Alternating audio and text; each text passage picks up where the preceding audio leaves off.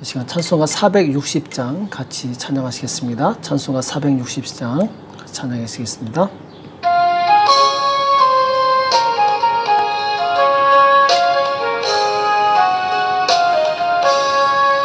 지금까지 지내온 것 주의 크신 은혜라. 한이 없는 주의 사랑 어찌로 말하랴. 자나깨나 주의 손이 항상 살펴주시고 모든 일을 주 안에서 형통하게 하시네.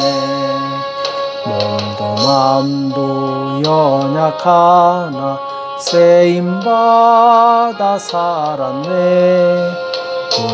불붙듯이 부으시는 주의 은혜 족하다. 사랑 없는 거리에나 험한 산길 내밀 때 주의 손을 굳게 잡고 찬송하며 가리라. 주님 다시 배울 날이 날로 다가와. 무거운 짐 주께 맡겨 벗을 날도 멀잖네. 나를 위해 예비하신 고향 집에 돌아가 아버지의 품 안에서 영원토록 살리라. 한 시간 다 같이 기도하시겠습니다. 살아계신 하나님 아버지, 이 새벽에 저희들을 불러주시고 하나님 앞에 나올 수 있도록 은혜 주심을 감사합니다. 나보다도 나를 더 잘하신 하나님 앞에 날마다 나아가서 간절히 기도하게 도와주시옵시고 주님의 도우시는 그 손길을 경험할 수 있도록 축복하여 주시옵소서. 우리 마음이 온전히 주님 앞에 드려지게 도와주시옵시고 주님께서 기뻐하시는 복된 인생이 될 수 있도록 우리 모두를 축복하여 주시옵소서. 오늘도 우리에게 주시는 생명의 말씀 듣기 원합니다. 주님 우리에게 말씀하여 주시옵시고 깨닫는 은혜가 있도록 도와주시옵소서. 이 시간 주께서 함께 해주실 것을 믿고 감사하며 예수님의 이름으로 간절히 기도합나이다. 아멘. 하나님의 말씀 시편 139편 1절에서 4절 말씀 같이 보시겠습니다. 시편 139편 1절에서 4절까지 말씀 한 목소리를 합독하겠습니다. 같이 읽겠습니다. 시작. 여호와여, 주께서 나를 감찰하시고 아셨나이다. 주께서 나의 앉고 일어섬을 아시며 멀리서도 나의 생각을 통촉하시오며 나의 길과 눕는 것을 감찰하시며 나의 모든 행위를 익히 아시오니 여호와여, 내 혀의 말을 알지 못하시는 것이 하나도 없으시니이다. 아멘. 나를 감찰하시고 아시는 하나님, 나를 감찰하시고 아시는 하나님이란 제목으로 같이 말씀을 나누겠습니다. 시편 139편은 우리가 너무나도 잘 알고 있는 아주 유명한 시죠. 다윗이 쓴 시인데 그 하나님의 전지전능하심에 대해서 아주 구체적으로 기술한 것으로 유명합니다. 1절에 보시면은 여호와여, 주께서 나를 감찰하시고 아셨나이다. 다윗은 평생에 하나님을 많이 경험했던 사람이죠. 그래서 하나님 앞에 이렇게 고백하게 되는데 주께서 나를 감찰하시고 아셨나이다 이렇게 고백하고 있습니다. 감찰하시고, 자, 이것은 채광 작업할 때 이 광석이 어떤 광석인가 아주 자세하게 조사할 때 쓰는 그런 단어입니다. 하나님께서는 내 모든 생각과 감정을 아주 정밀하게 자세하게 검사하신 하나님이시다. 이런 비유적인 표현이죠.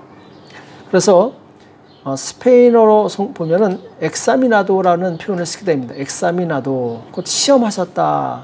시험에서 우리의 마음을 아신다. 이런 의미죠.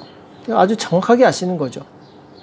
그래서 하나님께서 그 사람의 마음을 시험해서 그 사람에 대한 결정을 내리신 대표적인 사건이 바로 다니엘 5장에 보면은 벨사살 왕에 대한 이야기 나옵니다. 바벨론의 마지막 왕이었죠. 이 벨사살 왕이 하나님께서 그를 왕으로 세워주셨는데 안타깝게도 그는 이 하나님에 대해서 겸비한 태도를 갖지 못합니다. 그래서 다니엘 5장 23절에 보면은 이 벨사상이 스스로 자기를 높입니다. 그래서 이 사람들 앞에서 하나님께 드려진 그 모든 그릇과 기명에다가 술을 담고 그리고 우상을 찬양하는 그런 어리석은 행동을 하게 되죠. 하나님께 영광을 돌리지 않습니다. 그때 갑자기 공중에 손가락이 나타나서 이 글씨를 쓰게 되는데 이건 아무도 알아보는 사람이 없어서 다니엘이 해석을 해주죠. 메네 메네 데겔 우르바신. 자, 이것이 무슨 뜻이냐? 이 메네는 이제 왕의 나라의 시대를 세워서 그것을 끝나게 하셨다, 이런 뜻이었죠. 그리고 이 데겔은 왕이 저울에 달려서 부족함이 배었다며. 자, 저울에 달려서 부족함이 배었다. 자, 저울에 달아본다는 얘기는 그 사람을 시험하신다라는 것이죠. 하나님께서 그 사람을 시험해 보셨는데 왕으로서 이 미달된다라는 것입니다. 하나님께서 그에게 왕의 그런 권세를 주셨지만 그는 왕을 수행할 만한 자격이 안 되었던 것이죠. 그래서 28절에 보면은 베레스는 왕의 나라가 나뉘어서 메대와 바사 사람에게 준바되었다 하미니라. 그래서 이제 이 벨사살 왕으로 바벨론 제국은 끝나고 그리고 나서 이제 메대와 바사 이렇게 나눠지게 되죠. 하나님께서는 이 바벨론 왕의 마음을 시험하셔서 그를 아신 것입니다. 그래서 자격이 안 되니까 그 나라를 다른 사람에게 넘겨주신 것이죠. 또 하나님께서는 하나님의 백성도 시험하시는 것을 보게 됩니다. 신명기 8장 2절과 3절에 보면은 내 하나님 여호와께서 이 40년 동안에 너로 광야의 길을 걷게 하신 것을 기억하라. 이는 너를 낮추시며 너를 시험하사 내 마음이 어떠한지 그 명령을 지키는지 아니 지키는지 알려 하심이라. 너를 낮추시며 너로 줄이게 하시며 또 너도 알지 못하며 내 열조도 알지 못하던 만나를 내게 먹이신 것은 사람이 떡으로만 사는 것이 아니요 여호와 입으로 나오는 모든 말씀으로 사는 줄을 너희로 알게 하려 하심이니라. 이렇게 말씀하고 있습니다. 그러니까 하나님께서 광야에서 이스라엘 백성을 시험하신 것은 바로 그들이 얼마나 하나님의 계명대로 사느냐, 이것을 시험해 보시기 위해서 고난을 허락하셨던 것이죠. 그런데 안타깝게도 이스라엘 백성들은 이 시험에 통과하지 못합니다. 그래서 출애굽 1세대는 여호수아와 갈렙만 가나안 땅에 들어가게 되죠. 자, 이와 같이 하나님께서는 그 백성들의 마음을 감찰하십니다. 그래서 정말 이 사람이 하나님을 사랑하는지 진정한 신앙을 갖고 있는지 이것을 시험하신다라는 것이죠. 또 2절과 3절에 보면은 주께서 나의 앉고 일어섬을 아시며 멀리서도 나의 생각을 통촉하시오며 나의 길과 눕는 것을 감찰하시며 나의 모든 행위를 익히 아시오니. 자, 다윗은 지금 하나님께서 내 모든 일거수일투족을 알고 계신다, 보고 계신다, 24시간 다 보고 계신다라고 말씀하고 있습니다. 그래서 하나님께서는 이 시간과 공간을 초월해서 우리를 항상 보고 계신 하나님이십니다. 거기다 이제 구체적인 말씀이 7절부터 나오게 되죠. 그래서 내가 주의 신을 떠나 어디로 가며 주의 앞에서 어디로 피하리까. 자, 내가 어디로 가든지 하나님께서는 다 알고 계시기 때문에 피할 데가 없다라는 것이죠. 내가 하늘에 올라갈지라도 거기 계시며 음부에 내 자리를 펼지라도 거기 계시니이다. 내가 새벽 날개를 치며 바다 끝에 가서 거할지라도 곧 거기서도 주의 손이 나를 인도하시며 주의 오른손이 나를 붙드시리이다. 이렇게 말씀하고 있습니다. 자, 하나님께서는 우리의 모든 삶의 행동을 다 알고 계신 하나님이십니다. 자, 이것은 하나님을 경외하고 또 하나님을 위해서 수고하는 하나님의 백성들에게는 큰 위로와 평강과 능력이 됩니다. 왜냐하면 그 사람이 아무리 은밀한 가운데 사람들이 알아주지 않는 가운데 일할지라도 하나님께서는 다 아시고 그에게 보상을 해주시기 때문에 그렇습니다. 자, 그런데 은밀하게 죄를 행하는 사람, 그 사람들은 사람은 속일 수 있어도 하나님은 결코 속일 수가 없습니다. 그래서 이 하나님이 이렇게 감찰하신다는 걸 모르고 그들은 은밀히 죄를 도모하지만 결국 그들은 하나님에 의해서 징계를 받게 됩니다. 또 하나님께서는 우리의 이 행동을 다 보실 뿐만 아니라 16절에 보면은 정말 놀랍게도 내가 태어나기도 전에 내 인생을 살기도 전에 나를 아신다라고 말씀하고 있습니다. 자, 16절에 보면은 내 형질이 이루기 전에 주의 눈이 보셨으며, 자, 내가 아직 어머니 뱃속에서 어떤 형태를 갖기도 전에 하나님께서 나를 보셨다라는 것입니다. 또 정한 날이 하나도 되기 전에 주의 책에 다 기록이 되었나이다. 자, 내가 인생을 다 살아보기도 전에 하나님께서는 이미 내 인생을 책에 다 기록하셨다. 이렇게 말씀하고 있습니다. 자, 얼마나 정확하게 우리를 알고 계신가? 얼마나 우리에 대해서 자세히 알고 계신가? 이것을 우리는 깨닫게 됩니다. 그래서 앞서 말씀드린 것처럼 하나님께서 나를 아신다는 것은 하나님을 경외하는 사람에게는 정말 큰 위로와 평안이 됩니다. 그래서 하나님께서 나를 잘 아신다는 걸 아는 사람은 하나님 앞에 진실하고 겸손하고 그리고 하나님을 경외하는 자가 됩니다.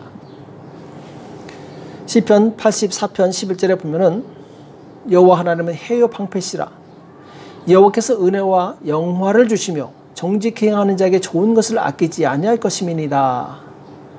자, 지금 시인은 하나님이 어떤 분이신지 알기 때문에 정직히 행한다라고 고백하고 있습니다. 하나님 앞에 우리가 항상 진실하고 정직하게 살아야 될 이유가 바로 여기 있습니다. 왜냐하면 하나님께서는 우리를 너무나도 잘 아시기 때문에 그렇습니다. 또 하나님께서 나를 잘 아신다는 것은 우리에게 큰 기도의 담대함을 주게 됩니다. 그래서 시편 32편 6절에 보면은 무릇 경건한 자는 주를 만날 기회를 타서 주께 기도할지라. 진실로 홍수가 범람할지라도 저에게 미치지 못하리이다. 이렇게 말씀하고 있습니다. 홍수 같은 큰 인생의 고난이 온다 할지라도 그는 하나님이 누구인지 아시기 때문에 또 하나님께서는 나를 아시기 때문에 하나님 앞에 나가서 담대히 기도할 수 있다는 것이죠. 어떤 사람은 큰 환난이 왔을 때 너무나도 절망적이어서 기도를 하지 않고 그냥 이 고난이 고난으로 끝내게 하는 사람이 있습니다. 그것은 하나님께서 나를 알고 계신다는 것을 모르기 때문에 그렇습니다. 나보다도 나를 더 잘 아시는 하나님께서 내가 기도할 때 먼저 응답하시고 먼저 행동하실 것입니다. 또 시편 32편 8절에 보면은 내가 너의 갈 길을 가르쳐 보이고 너를 주목하여 훈계하리로다. 자, 나를 너무나도 잘 아시기 때문에 나의 갈 길을 가르쳐 주신다라는 것입니다. 그래서 인생에 어떤 방향으로 가야 될지 내가 무엇을 해야 될지 모르는 사람은 하나님께 나가서 기도하시기 바랍니다. 내 인생을 아시는 하나님께서 내가 가야 될 길을 알려주실 것입니다. 또 오늘 17절에서 28절에 보면은 하나님의 주의 생각이 내게 어찌 그리 보배로운지요 그 수가 어찌 그리 많은지요. 자, 하나님께서 나를 생각하시는데 그 생각하는 그 수가 어찌 그리 많은지요 이렇게 말씀하고 있습니다. 그러면서 18절에 보면은 내가 새로 갈지라도 그 수가 모래보다 많도소이다. 내가 깰 때에도 오히려 주와 함께 있나이다.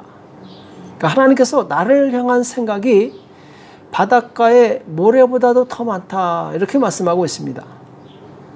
자, 우리는 이만큼도 생각하지 못합니다.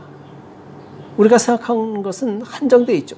그러나 하나님께서 나를 향한 생각은 바닷가의 모래만큼이나 그렇게 많다라는 것입니다. 그만큼 하나님께서 나를 많이 생각하시고 그리고 내 인생에 대해서 고민하신다라는 것이죠.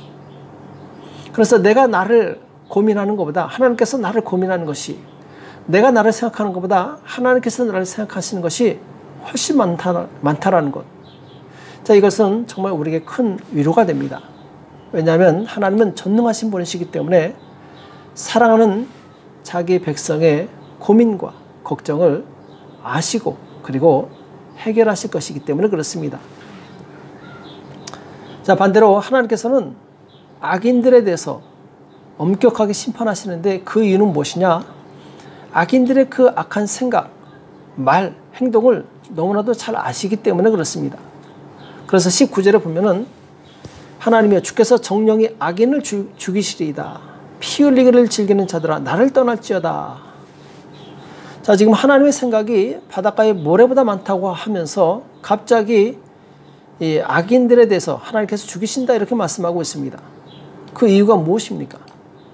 곧 하나님을 사랑하고 하나님을 가까이 하는 자에게 하나님께서는 바닷가의 모래보다 더 많은 생각을 갖고 계시지만 악한 생각과 악한 도모를 가진 자에게는 하나님께서는 즉시 멸하신다는 것을 보게 됩니다. 그래서 우리는 항상 죄를 버려야 됩니다. 회개를 해야 됩니다. 내 안에 죄가 남아있다면 그 죄로 인해서 하나님께서는 굉장히 안타까워하시고 때로는 분노하시고 그 죄 때문에 나에게 주실 은혜도 주시지 못할 것입니다. 그래서 우리는 나의 모든 것을 아시는 하나님 앞에서 어떤 태도를 가져야 되니까 오늘 본문 4절에서 말씀하고 있습니다. 여호와여 내 혀의 말을 알지 못하시는 것이 하나도 없으시니이다. 자, 우리는 보통 입에서 나간 말은 순식간에 잊어버립니다. 그리고 나중에 기억을 하지 못하죠. 그러나 하나님께서는 우리가 말한 모든 것을 낱낱이 기억하시는 분이십니다. 그리고 그 말을 한 숨은 동기까지 다 아시는 분이십니다. 내가 긍정적으로 말했다 할지라도 생각은 부정적인 것일 수 있습니다. 사람들은 모르지만 하나님은 그것까지 다 아신다는 것이죠. 그래서 마태복음 9장에 보면은 한 중풍병자가 주님 앞에 나와서 고쳐달라는 그런 내용이 나오죠. 이때 주님께서 소자야 안심하라 내 죄사함을 받았느니라 이렇게 말씀하시게 됩니다. 이때 서기관들은 속으로 이렇게 생각합니다. 저 사람이 참남하도다 신성모독하는도다. 그들은 말하지 않았습니다. 속으로 생각만 했던 것이죠. 자, 그런데 마태복음 9장 4절에 보면은 주께서 그 생각을 아시고 가라사대 너희가 어찌하여 마음에 악한 생각을 하느냐 이렇게 말씀하십니다. 너희가 어찌하여 마음에 악한 생각을 하느냐. 예수님께서는 사람들이 마음속에 악한 생각을 품고 있는 것까지 알고 계셨습니다. 자, 이것은 얼마나 우리에게 두려움을 주는지 모릅니다. 얼마나 많은 신자들이 겉으로는 좋게 말하면서 속으로는 악한 생각을 하고 있는지 모릅니다. 이것은 하나님께서 가장 싫어하는 것입니다. 바리새인들이 그랬죠. 예수님께서는 그들의 그런 외식하는 행동을 굉장히 싫어하시고 책망하시게 되죠. 그래서 베드로전서 4장 7절에 보면은 만물의 마지막이 가까웠으니 그러므로 너희는 정신을 차리고 근신하여 기도하라. 자, 근신하여 기도하라. 근신이라는 표현이 있는데 조심하라는 것입니다. 신경을 쓰라는 것입니다. 내가 말은 이렇게 하면서 행동은 다르게 하고 또 생각을 다르게 하고 이것을 조심하라는 것이죠. 그래서 항상 생각과 말과 행동이 일치하는 삶을 사는 것, 이것이 하나님 앞에서 바르고 진실한 삶이죠. 그래서 주님께서는 마지막 때에 성도들에게 이렇게 경고하고 있습니다. 누가복음 21장 34절에 보면은 너희는 스스로 조심하라. 그렇지 않으면 방탕함과 술 취함과 생활의 염려로 마음이 둔화해지고 뜻밖의 그날이 덫과 같이 너에게 임하리라. 이렇게 말씀하고 있습니다. 자, 조심하지 않으면 우리 마음이 영적으로 둔해진다는 것입니다. 우리가 신앙생활할 때 이것은 하나님께서 싫어하시겠다. 내가 이렇게 행동하면 하나님께서 다 알고 계실 텐데 하면서 스스로 조심하면서 자기 태도를 고치고 하나님 앞에서 정말 진실하게 살아가고자 하는 그 사람이 마지막 날에 주님 앞에 칭찬을 받고 상급을 받는다는 것이죠. 오늘 우리는 하나님 앞에 정말 진실한 삶을 사시길 축복합니다. 하나님께서는 나를 아시고 그리고 나를 감찰하신 하나님이십니다. 그 하나님 앞에 정말 숨김이 없이 순수하고 깨끗하고 정직하고 진실하게 살아가시는 저와 여러분 되시길 예수님의 이름으로 축복합니다. 기도하겠습니다. 살아계신 하나님 아버지, 오늘 우리에게 말씀하여 주심을 감사합니다. 하나님, 나보다도 나를 더 잘 아시는 하나님, 나를 감찰하시고 나를 너무나도 잘 아시는 하나님 앞에서 우리가 정직하고 진실하게 행할 수 있도록 도와주시옵소서. 우리의 생각과 말과 행동이 다르지 않게 도와주시옵시고 하나님 앞에 정말 순수하고 진실한 삶을 살아갈 수 있도록 축복하여 주시옵소서. 그래 마침내 주님 앞에 인정받고 주님께 쓰시는 거룩한 도가 될 수 있도록 역사하여 주시옵소서. 오늘도 기도할 때 역사해 주실 것을 믿고 감사하며 예수님의 이름으로 간절히 기도합나이다. 아멘. 오늘 말씀 기억하시면서 하나님 정말 날 감찰하시고 아시는 하나님 앞에 내가 진실한 사람 될 수 있도록 도와달라고 기도하시고 나라와 민족을 위해서 교회와 가정과 자녀를 위해서 이 시간 합심해서 간절히 기도하겠습니다. 기도하겠습니다.